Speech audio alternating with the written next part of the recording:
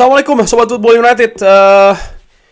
Kali ini gue akan membagi-bagikan rumor. Wah, berita-berita rumor terkait dengan pemain Manchester United ataupun juga pemain yang dikaitkan dengan Manchester United. Sobat Football United, masa-masa jeda kompetisi transfer ini, periode transfer, menurut gue ringan amatiran justru salah satu yang menarik adalah ya berita rumor, berita perpindahan pemain, ya kan, proses perpindahan pemain juga.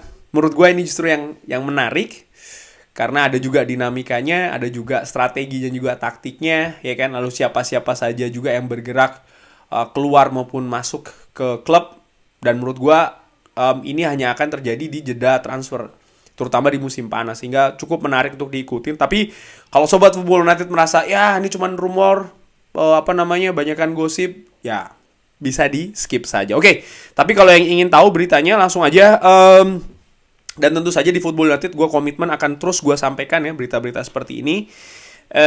Oke, sumbernya kali ini cuma satu nih, dari Sky Sports. Pertama adalah Manchester United dikabarkan menginginkan 60 juta euro untuk Jadon Sancho. Dan Tottenham Hotspur dikabarkan ingin mendatangkan pemain depan dari England, dari Inggris, karena termasuk sayap serang kan ya. Manchester United dikabarkan menginginkan sekitar 60 juta pounds untuk mempertimbangkan menjual Jadon Sancho musim panas ini, dikabarkan oleh The Sun Express. Penyerang Inggris berusia 23 tahun ini sebenarnya masih memiliki kontrak sampai dengan 2026, tapi musim ini atau musim lalu ya hanya menghasilkan 6 gol. Kalau Sancho meninggalkan Manchester United musim panas ini, Tottenham dikabarkan berminat untuk mendatangkan pemain tersebut ke London Utara musim depan. Menurut gue ini rumor ya, karena gue melihat bagaimana Erik ten Hag ini memberikan kesempatan, memberikan support, memberikan bantuan juga kepada Jadon Sancho. Ini nampaknya dalam rangka untuk bisa membangkitkan sang pemain, dan bahkan gue mengatakan kayaknya memang Jadon Sancho ini menjadi project dari Erik ten Hag. Sering gue katakan kalau manajer atau pelatih yang bagus itu bukan hanya pelatih yang bongkar pasang pemain saja, tapi juga bagaimana pelatih atau manajer yang bisa meningkatkan lagi kemampuan kualitas pemain yang ada sehingga bisa bermain di kapasitas tertingginya. Ada beberapa pemain tentu saja yang bisa dikembangkan oleh Erik ten Hag paling tidak di musim pertamanya, dan semoga berlanjut di musim kedua.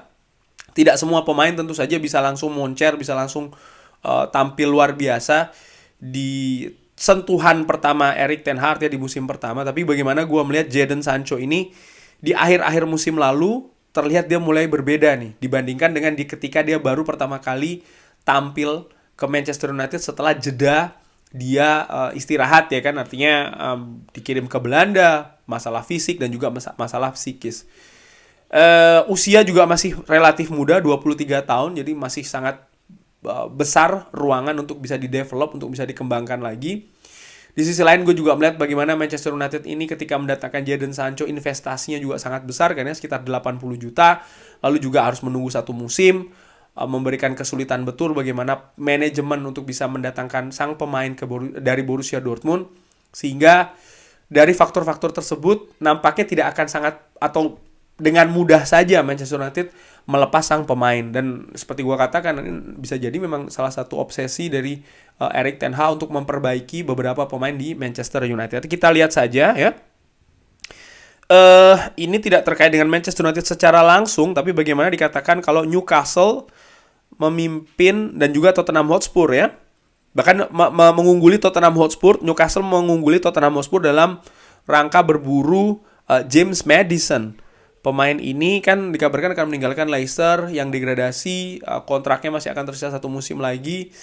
Gue tadinya sempat berpikir apakah James Maddison cocok di Manchester United. Gue melihat kalau sistem permainan yang akan dikembangkan oleh Erik ten Hag adalah 4-1-4-1. Oke, dikabarkan Manchester United sedang berproses mendatangkan Mason Mount. Tapi di sana gue melihat James Maddison bisa sebenarnya loh di posisi nomor 8. Menurut gue ya ringan amatiran, tapi bisa jadi gue salah. Tapi bagaimana nomor Sobat Football United lebih setuju Mason Mount atau James Maddison? Kalau pilihannya cuma dua pemain itu bisa drop di kolom komen ya beserta alasannya. Oke.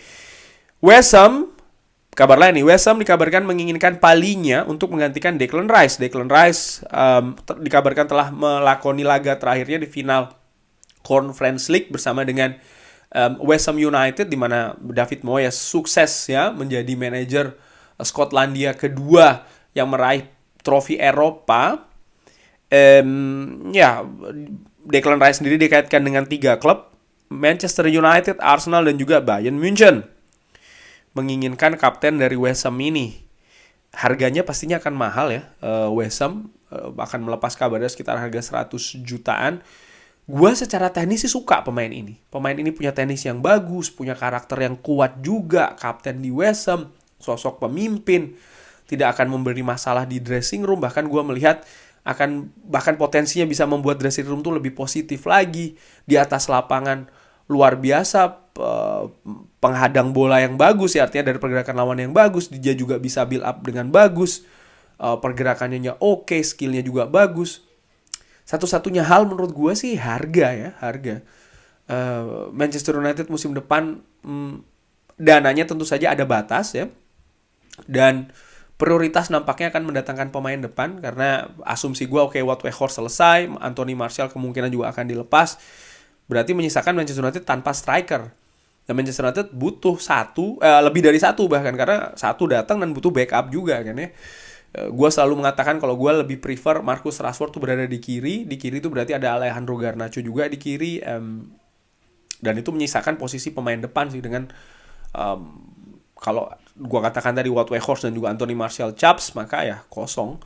Sehingga ada pengaruhnya juga dengan manajemen budget ya dari Manchester United. Katakanlah Manchester United 200 juta, itu kan tidak akan dihabiskan di banyak posisi menurut gue. Mungkin sekitar 100 lebih sedikit untuk pemain depan, lalu pemain tengah mungkin sisanya, dan juga pemain belakang kan masih dibutuhkan juga. Sehingga kalau harganya bisa turun, kenapa tidak? Nah, bagaimana kalau tuker ya kan? Nah, ini bisa jadi solusi juga. Bagaimana menurut Sobat Football United? Bisa drop di kolom komen. Kabar lainnya, Manchester United ini hanya tertarik menjual Harry Maguire ke Newcastle. Nah, dikabarkan oleh The Sun on Sunday, pemain internasional England atau Inggris berusia 30 tahun. Musim lalu hanya bermain 16 kali. Bahkan ini menit bermainnya berkurang drastis ya, sekitar 50% dibanding dengan musim sebelumnya. Erik ten Hag nampaknya ya tidak ragu-ragu untuk mengganti Harry Maguire, baik itu secara posisi maupun juga secara kapten. Ada kabar kalau Harry Maguire nampaknya tidak ingin meninggalkan Manchester United ya kan, dan ini akan memberikan kesulitan Manchester United untuk bisa mendatangkan pemain baru, utamanya di lini belakang. Erik ten Hag dikabarkan masih juga terbuka ya kan untuk Harry Maguire to stay kalau memang dia setuju dengan peran selanjutnya, yang menurut gua peran itu adalah tidak jadi pilihan utama ya, bahkan mungkin tidak jadi pilihan kedua, baru pilihan ketiga. Tapi sang pemain berusia 30 tahun, banyak media yang menyarankan sebenarnya dia mendingan cabut aja, karena dia bisa meningkatkan menit bermainnya sekaligus menjaga peluang bisa membela tim nasional Inggris di Euro. Dan sekali lagi dia juga sudah berusia 30 tahun itu kan ya. Dan gue berpikir ya dia sebaiknya cabut sih dari Manchester United. Mudah-mudahan Newcastle yang dikabarkan salah satu klub yang berminat mau menggelontorkan uang yang mungkin agak banyak ya, mungkin sekitar 20-30 juta bagi Harry Maguire, termasuk juga gajinya.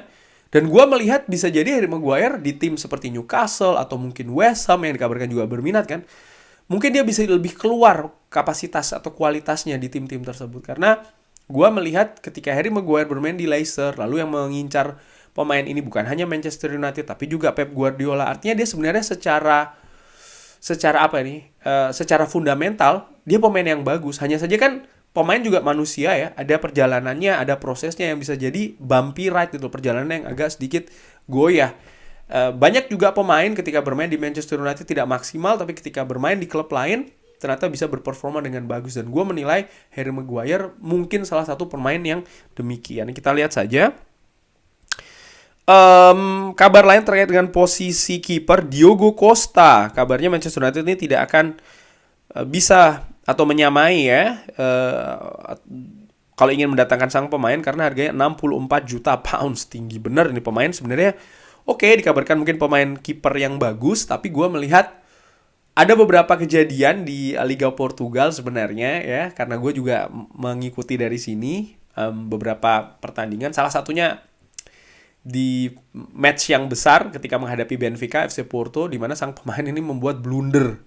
Di situ gue bertanya-tanya nih, oke, tidak ada pemain yang perfect, tapi ujian juga bagi mental dan fokus dan karakter di pertandingan-pertandingan besar, di mana banyak pemain dinilai sebenarnya di ajang-ajang tersebut. Dan gue melihat, pemain ini kok begini mainnya gitu ya, dan harganya juga menurut gue terlalu tinggi sih. Namun bukan berarti gue nggak atau gue berpikir oke, David De Gea jalan sendirian di Manchester United, di mana kontraknya nih sebentar lagi akan kontrak barunya akan diresmikan di Manchester United. Enggak, gue tetap berpikir harus mendatangkan kiper satu lagi yang bisa memberikan persaingan yang ketat.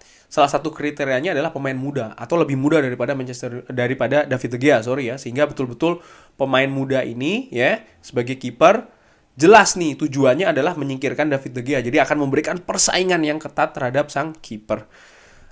Di sesi ngobrol live sebelumnya nama Andre Onana disebut. Gue suka pemain ini, distribusi bolanya bagus di final Liga Champions menghadapi Manchester City. Menurut gue penampilannya relatif luar biasa bahkan dari Ajax sebelumnya. Hanya saja yang gue khawatirkan adalah harganya berapa nih pemain ini. Dan tipe-tipe seperti Andre Onana mungkin tipe pemain yang ingin mendapatkan menit bermain yang tinggi. Itu juga salah satu alasan mungkin kenapa dia meninggalkan Ajax ya kan, dia ingin tampil di tim yang punya panggung lebih tinggi dan sekaligus juga memberikan dia kesempatan yang lebih banyak. Salah satu calon potensial sih menurut gue. Kalau seandainya dia bisa setuju dengan perannya ya, dan di sisi lain juga harga sih menurut gue. Mungkin dari harga ya, karena Inter Milan melihat Andre Onana ini sebagai kiper masa depan, kiper selanjutnya tentu saja setelah Handanovic ya kan. Sehingga kesulitannya menurut gue akan cukup besar nih bagi tim termasuk Manchester United yang ingin mendatangkan Andre Onana. Tapi kita lihat saja, yang jelas Manchester United butuh kiper lain. Nah, untuk menutup dikabarkan juga terkait dengan posisi penjaga gawang, Jordan Pickford dikabarkan ini dirumorkan ini sih ya, akan diincar oleh Manchester United kalau mereka gagal mengamankan tanda tangan David De Gea. Jordan Pickford. Gua enggak sih ya. Gimana Sobat Football United? Gua menilai oke, dia banyak melakukan penyelamatan bagus. Dia juga commanding goalkeeper, artinya kiper yang terus melakukan komunikasi ya kan dengan pemain belakang lainnya di Everton. Tapi gue melihat dia sering sekali tidak konsisten. Ada beberapa pertandingan dia tampil nggak bagus dalam melakukan save ataupun juga distribusi bola, itu dia sih. Sehingga gue enggak sih kalau Jordan Pickford ya. Di samping juga usianya, gue memilih pemain lain sih sebenarnya. Kiper lain. Siapa itu gue sudah pernah bahas di Football United. Kurang lebih demikian. Semoga suka dengan informasi ini. Namun seperti biasa kalau ada saran, komentar lain, apapun itu, drop di kolom komen. Sehat-sehat selalu ya, Sobat Football United dimanapun.